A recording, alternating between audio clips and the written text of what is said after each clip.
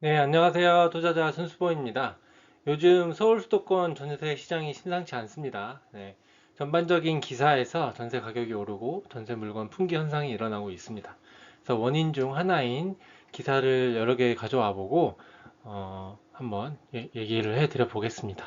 네, 지방 사람들이 집을 팔고 지방에 서울에 투자로 매수한다는 이제 기사입니다. 똘똘한 한 채가 이제 서울에 있는 건데 하나씩 보면은 뭐 광주에 사는 김 씨는 제 고향을 아끼지만 지방은 인구 유출이 정말 심각하다.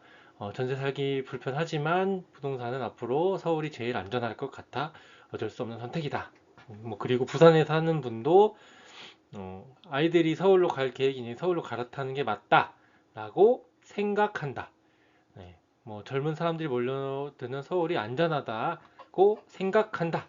어, 그리고 뭐 지하철 운영도 안 될까봐 걱정이다. 이런 것들이 있는데 이렇게 파란색으로 이제 제가 표시한 것들이 이제 그 사람들의 생각입니다. 그러면은 그 생각은 어디서 나온 걸까요? 네, 모두 개인적인 생각이겠죠.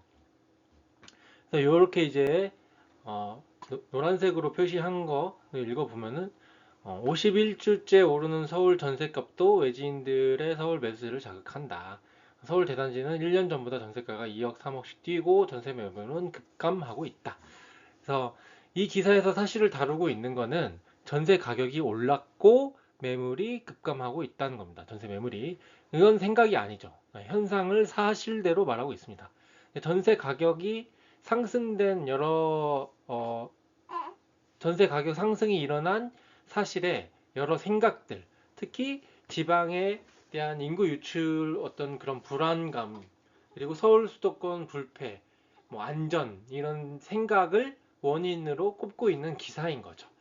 그래서 지방의 인구 유출 또한 사실인 거죠. 사실인데 거기에 불안하다 이런 거는 생각인 거죠. 그래서 그런 이 불안감, 뭐 즉 인구 유출로 인한 지방 소멸은 미래에 대한 어떤 예측인 거잖아요. 그럼 그 예측은 반드시 일어날까요?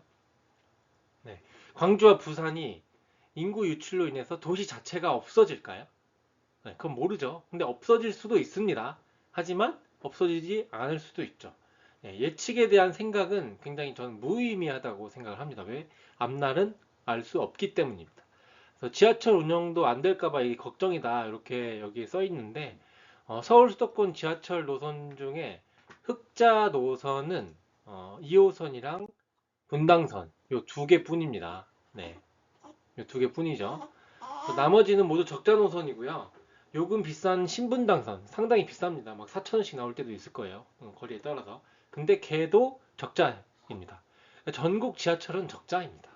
왜냐하면 지하철은 공공재라고 보시면 돼요. 그래서 시민들의 어떤 복지를 위해서 운영하고 있는 거기 때문에, 그리고 특히 우리나라에서는 복지 개념이 굉장히 강하기 때문에 가격이 쌉니다. 당장 다른 외국만 나가도 지하철 기본 요금이 뭐 우리나라 돈으로 2천 원이 그냥 넘어가요. 네, 2, 3천 원 할 거예요. 그래서 복지 차원에서 운영되고 있는 지하철은 전국적으로도 적자일 수밖에 없겠죠. 세금으로 떼우고 있기 때문에. 지방에 대한 불안감이 크다 보니까 이런 이유들을 되게 걱정화합니다. 사실 이런 걱정들은 실제로 부동산 시장 가격에 반영이 되긴 해요. 그래서 이런 지방 불안과 서울 수도권의 어떤 안정감, 꾸준히 상승할 거라는 어떤 그런 믿음에 의해서 지방 물건을 매도하는 사람이 늘어나고 서울 수도권 물건을 매수하려는 사람이 늘어나죠. 그러면 지방의 가격은 떨어지고 서울 수도권 가격은 올라갈 여지가 트럼을 하셨나요? 서울 수도권 가격은 올라갈 여지가 높죠. 돈을 버는 투자자 입장에서는 어떻게 해야 될까요? 네. 내가 지금 현재 어느 위치에 있는지가 중요하겠죠. 이 앞단에 있으면 지방이 떨어질 거고 서울 수도권이 올라간다는 예상이 된다면 이때 사는 게 훨씬 맞고, 지금 이쪽에 있다. 서울 수도권이 올랐고 지방은 많이 떨어진 상태다. 그럼 돈을 버는 투자는 여기서 좀 더 확률이 있겠죠. 네. 그것을 여러분들이 잘 생각해 보면 좋을 것 같습니다. 그리고 두 번째 기사를 가지고 얘기를 해보겠습니다. 이제 마찬가지로 전세 수급에 대한 걱정거리 기사예요. 네. 실제 착공 물량이 줄어들었고 인허가 물량도 줄어든 상태입니다. 이 한국 서울 수도권에 신축 단지들이 굉장히 부족하고 이는 이제 전세 가격의 상승으로 이어질 여지가 높다고 생각합니다. 왼쪽에 이제 서울의 공급량이고 이제 24, 25, 26년이 이제 적정 수요보다 이렇게 낮게 형성이 되어 있죠. 그리고 서울 전체적으로 어느 위치에 대단지들이 들어오는지 알 수 있습니다. 동쪽에 많이 들어오네요.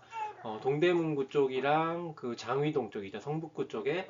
그리고 음, 송파구에 이제 둔촌 주공 이런 것들이 이제 대단지로 들어올 계획입니다. 네, 그래도 이런 것들이 들어온다 하더라도 이 그래프를 보면은 향후에 물량이 좀 부족하다는 게 느껴집니다. 왜? 예. 같이 영상을 찍어 봅시다. 네, 울지 마세요. 이렇게 아이고 아이고 아이고 아이고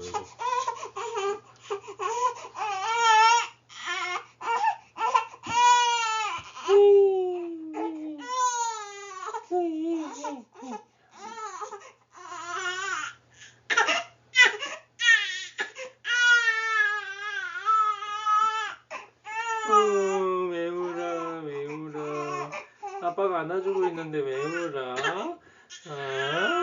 졸리구나 아이고 졸리구나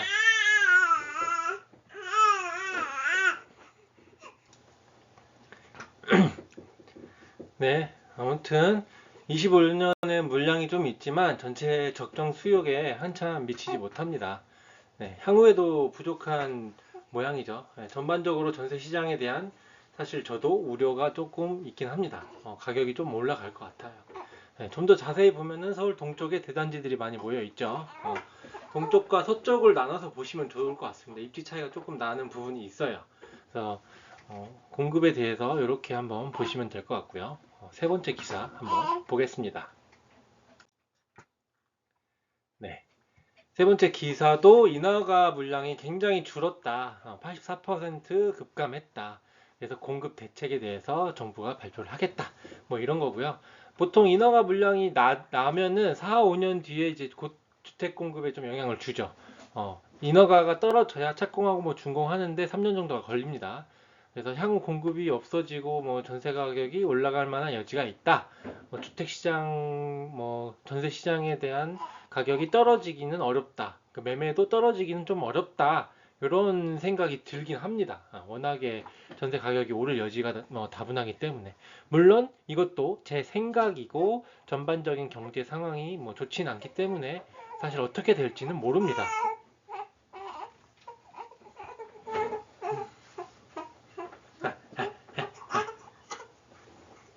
왜 그래, 왜 그래. 왜 그래, 왜 그래. 네가 말을 하면 안 돼.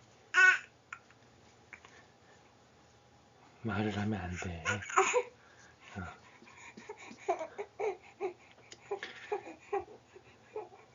네, 오늘 이렇게 세 개 기사를 가져와서 지방과 전세 시장에 대한 오늘 이렇게 세 개 기사를 가져와서 지방과 전세 시장에 대한 우려를 좀 생각을 해봤습니다.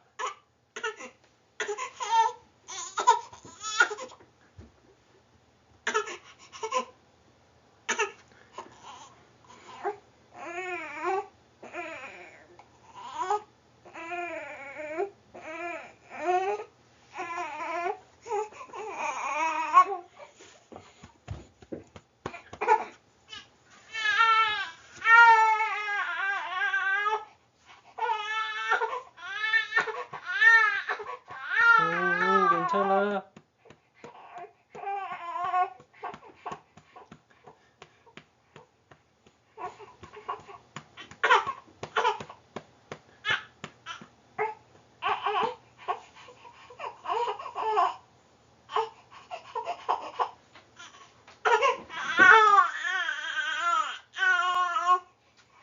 이런 거 있는데 울어.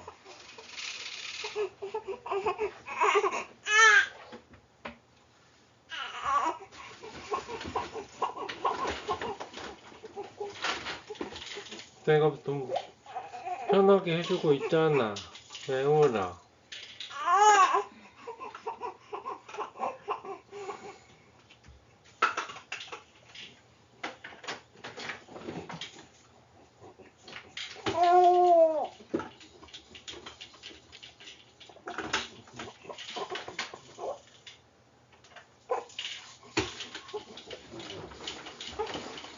뭐해? 음.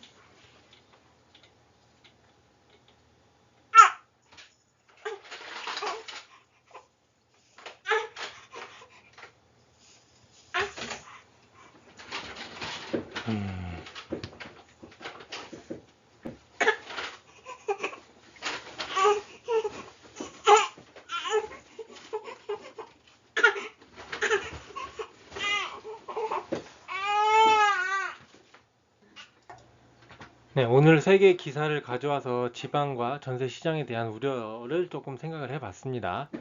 네, 전세입자들은 걱정이 많아질 수 있을 것 같아요. 특히 서울 수도권에 있는 분들은. 근데 반면 투자자들에게는 기회가 오고 있다고 생각할 수 있을 것 같습니다. 네, 전세 상승만큼 투자금이 줄어들 여지가 있기 때문이라고 생각하고요. 반대로 그에 대한 관리 리스크도 굉장히 올라갈 겁니다. 그래서 시장에서 내가 어떤 포지션에 있냐에 따라서 걱정 또는 기회로 생각할 수 있습니다. 그래서 오늘 기사 이렇게 세 개로 가져와서 시장을 한번 분석해 보고 여러분들도 한 번씩 생각해 보면 좋을 것 같습니다. 네, 영상 시청해 주셔서 감사합니다.